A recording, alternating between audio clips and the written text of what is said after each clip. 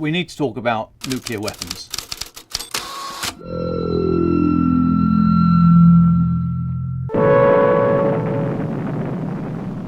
Now, the first thing to clear up is the pronunciation. Is it nuclear or nuclear?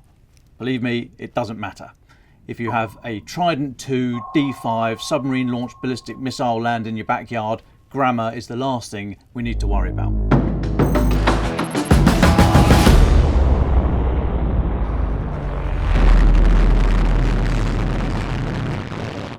So why are we talking about nuclear weapons now? Well, obviously, it's because of the announcement at the weekend that Putin said he's going to move nuclear weapons into Belarus. И 1 июля заканчиваем строительство специального хранилища для тактического ядерного оружия на территории Беларуси. But he does have form here. He rattles the nuclear saber because he knows that it rightly gets us energized. We in the West do not talk about nuclear weapons in the same way that Russia does. Russia sees it very much as part of their military doctrine.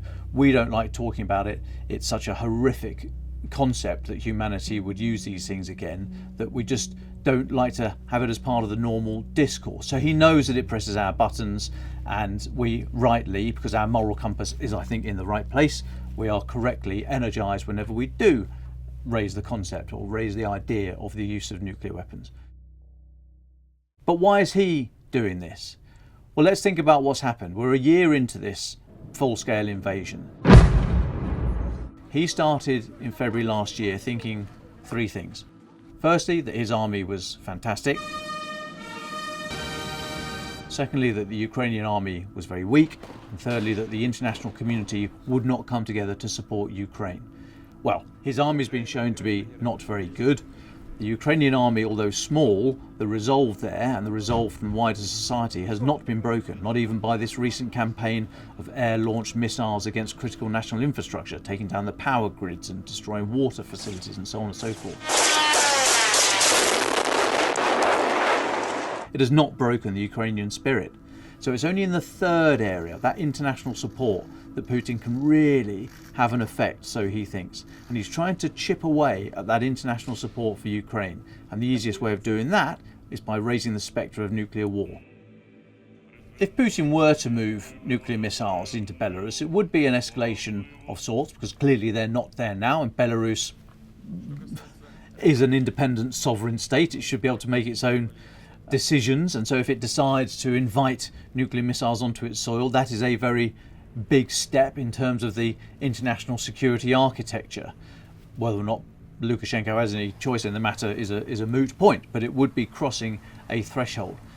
But of course, many of these weapons are dual use. They could be conventional or nuclear. So actually, we wouldn't really know. So how would we know that these nuclear missiles have been moved to Belarus? It's almost not worth doing, because we assume that these things are out there anyway. We know that Ukraine and the West can be covered by nuclear missiles if it ever came to a shooting match. So what does it achieve by moving some vehicles that may or may not be nuclear or conventional? It doesn't clearly say to the West, I'm stepping up the ladder of escalation, which is not only a bit of an irrelevant move, but also it's very unhelpful and potentially dangerous, because of course the last thing you want when it comes to nuclear diplomacy is one side thinking something from a situation and the other side thinking something else. If they want to threaten us, that's fine. We need to understand it's a threat. If they think they've issued a threat and we see it as nothing of the sort, that is a very, very dangerous position to be in.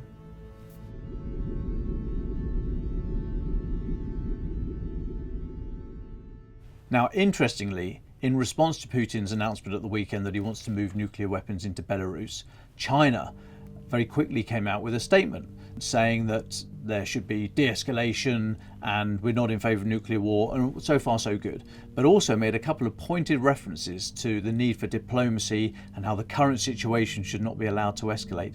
And I think those two messages were very, very clearly aimed at Russia to say, look, can you just stop with the nuclear rhetoric? We need this whole situation to calm down. We do not need you shaking the nuclear snow dome again just yet. I thought that was a very interesting comment from China, coming so quickly on the back of last week's summit, which both sides thought was a fantastic success. I think it was more successful for China than Russia. But this idea that a week later China puts out a statement that could be seen as a mild rebuke, I thought was very interesting.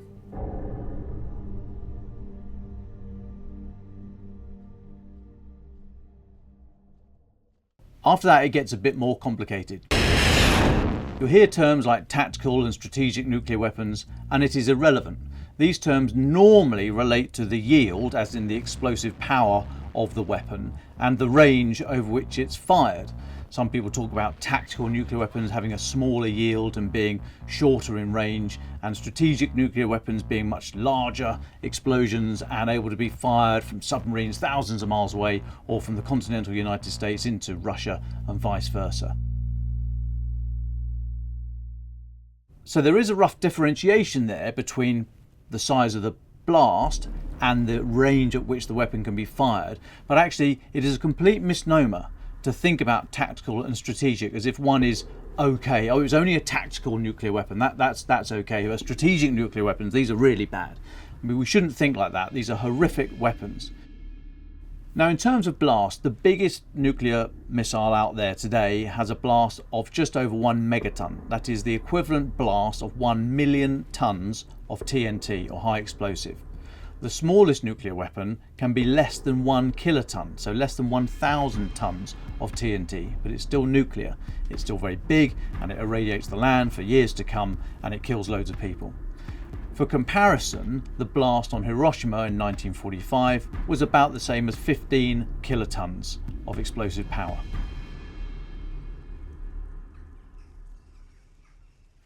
So still in use today, the US B-61 gravity bomb, i.e. it's a bomb that's dropped from a plane, that has the equivalent explosive power of 0.3 kilotons. It's still a nuclear weapon, it's very old, it was designed in the 60s, but it works and it's still in use today, and the US have distributed that. There are about 100 to 200 B-61s in NATO air bases in Belgium, Germany, Italy, the Netherlands and Turkey. That not only is helpful to distribute your weapons in case there is a war and you don't want them all in one pile that can be destroyed, but it also conveniently and helpfully ties those countries in politically to the nuclear umbrella. For comparison, British nuclear submarines fire the Trident II D5 missile. They can have 8 independently targetable warheads on each missile, and those warheads are thought to be about 100 kilotons each. The US submarines have about the same number of missiles and can have the same number of warheads on each missile. They are thought to be a lot more powerful, about 450 kilotons. Now, the reason the terms strategic and tactical are unhelpful is because some weapons in the Russian armory can be dual use, so they can have a conventional warhead or a nuclear warhead. You can have missiles fired from Russian Kilo-class submarines in the Black Sea that could have a nuclear warhead on it, or a conventional warhead.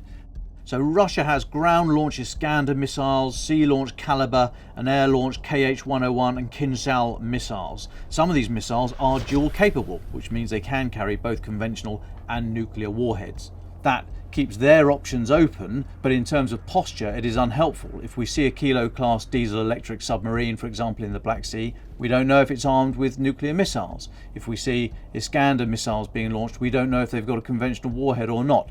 And of course, when it comes to nuclear missiles and nuclear posture and nuclear deterrence, the one thing you don't want is ambiguity. You want very clear signalling.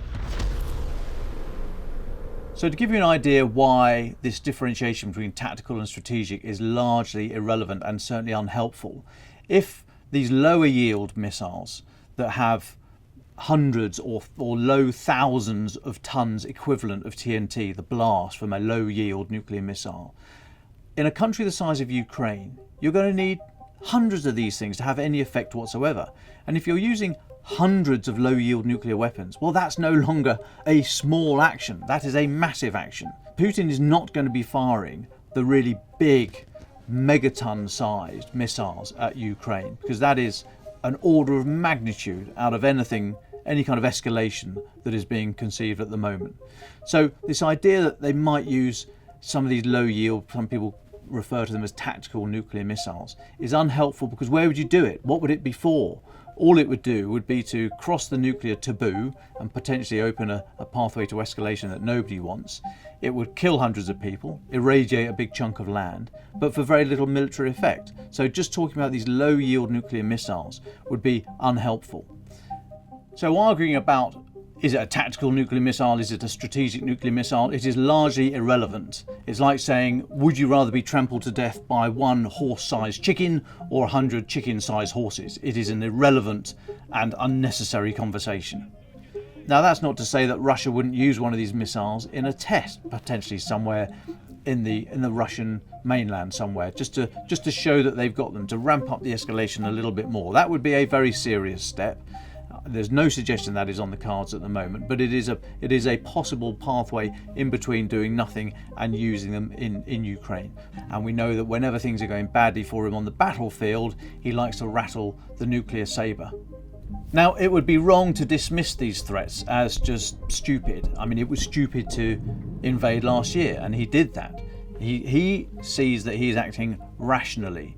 We have to look at this through his eyes, and for him it might be rational to escalate up to and beyond the nuclear threshold.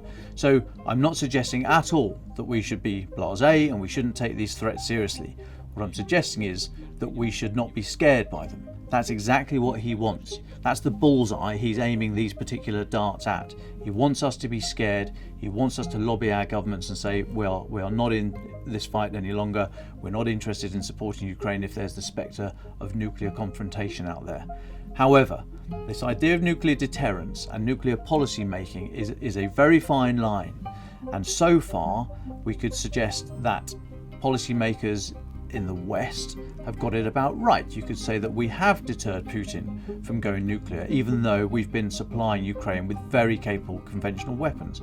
Equally, you could say that Russia's nuclear deterrence has worked against us because we've not put NATO boots on the ground. So nuclear deterrence at the moment seems to be working. This very fine line has been walked successfully from both sides, and we should hope and expect that nuclear policymakers advising their military and political masters continue to do so. We should be concerned, we should take these threats seriously, but we should understand the wider context, and we should not be scared. Defence in Depth is a weekly video output from the Telegraph of the big defence and security stories of the week. If you want a daily fix, tune into Ukraine the Latest, the weekday podcast on the war in Ukraine, or there's Dispatches on Tuesday and Thursday covering all the big foreign policy stories of the week. You can find all our journalism online, and failing all that, you can go and buy a paper.